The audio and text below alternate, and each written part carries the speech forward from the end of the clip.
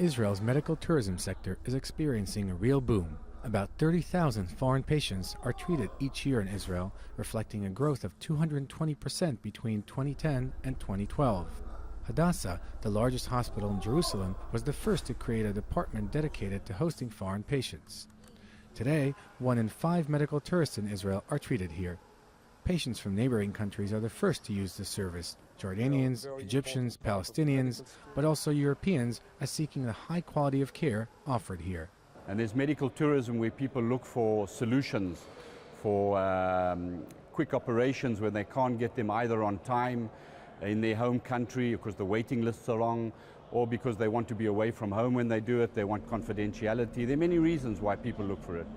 But I think what Hadassah does, which is unique in the world of medical tourism, is that we find solutions for people with problems that have not got solutions in their home countries.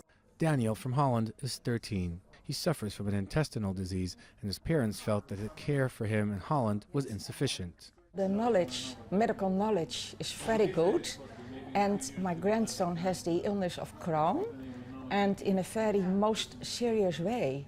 And therefore, I like to do everything to get it better, you know, and therefore we put our hope here in Israel. The quality of Israeli healthcare is not the only reason for the success of medical tourism here, which reached an annual turnover of 110 million euros last year. Patients also seek affordable care. People who don't have the coverage of the insurance they have in the country where they live, and the treatment in Israel is way cheaper in terms of, in comparison with the treatment in USA and sometimes in Europe. It might be a difference like 2, 3, 4, or 5 times more expensive. Let's say the consultation of a doctor in Israel is between $300 and $600. In USA, it might be between $1,000 to $3,000.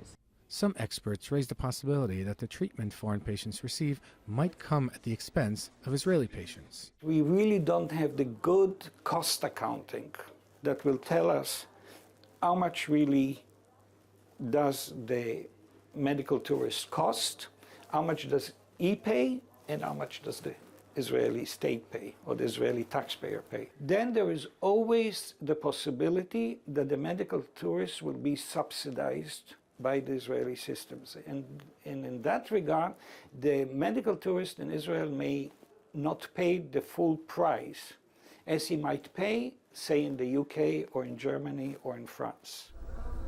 Hadassah Hospital, on the other hand, is satisfied with the status quo. We think that the existing ethics rules and the current regulations guarantee proper patient service.